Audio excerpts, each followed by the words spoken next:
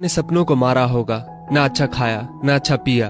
बस एक ही ख्वाहिश थी कि मेरी शादी में कोई कमी ना रह जाए। आपके पुत्र को रोटी ठंडी लगी, उनके दोस्तों को पनीर में गड़बड़ लगी, व मेरे देवर को रस मलाई में रस नहीं मिला। इनका खिलखिलाकर हंसना मेरे पिता के अभिमान को ठेस पहुंचाने के समान है। नेहा हाँफ रही थी। नेहा के पिता ने रोते हुए कहा, लेकिन बेटी इतनी छोटी सी बात। नेहा ने उनकी बात बीच में ही काटी और बोली, ये छोटी सी बात नहीं है पिताजी।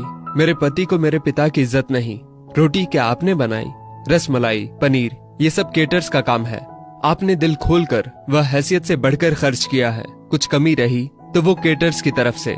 आप तो अपने दिल का टुकड़ा अपनी गुड़िया रानी को विदा कर रहे हैं। आप कितनी रात रोएंगे क्या मुझे पता नहीं।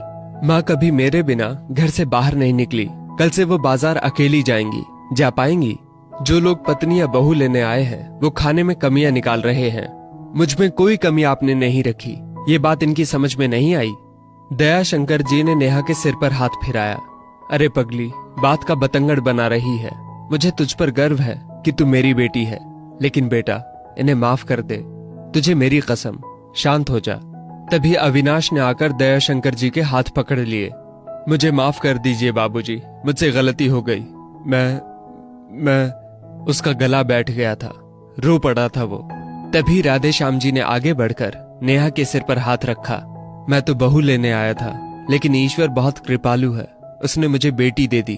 वह बेटी की अहमियत भी समझा दी। मुझे ईश्वर ने बेटी नहीं दी, शायद इसलिए कि तेरे जैसी बेटी मेरे नसीब में थी। अब बेटी, इन नालायकों को माफ कर दे। मैं हाथ जोड़ता हूँ तेरे सामने। मेरी बेटी नेहा मुझे लौटा दे।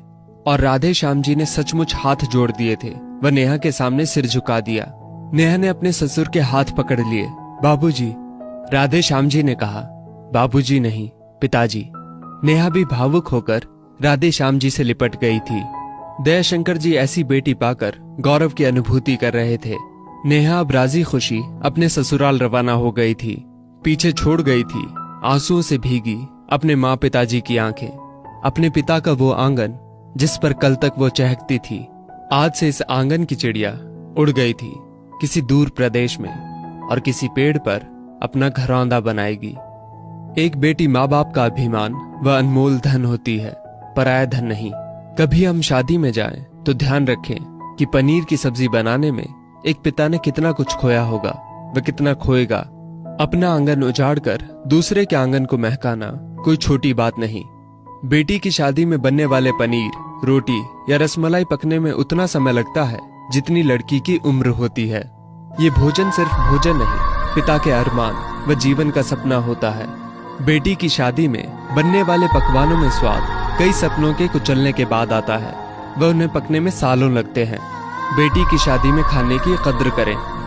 दोस्तों, इस वीडियो को लेकर आपकी क्या राय है नीचे कमेंट करके जरूर बताइएगा। और अगर आपको ये वीडियो अच्छी लगी हो तो इस वीडियो को लाइक करिएगा, शेयर करिएगा ज्यादा से ज्यादा लोगों तक। और ऐसी ही और भी इंस्पिरेशनल वीडियोस के लिए सब्सक्राइब करें हमारे YouTube चैनल को और Facebook पर फॉलो करें हमारे पेज को। धन्यवाद।